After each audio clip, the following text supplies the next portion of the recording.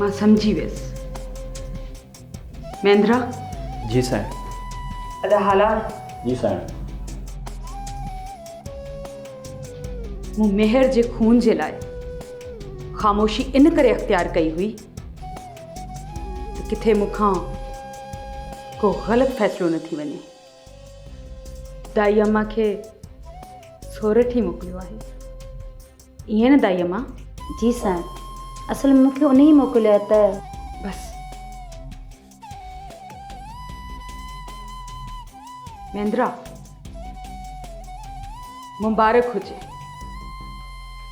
मेहर जो कातिल मिली वियो।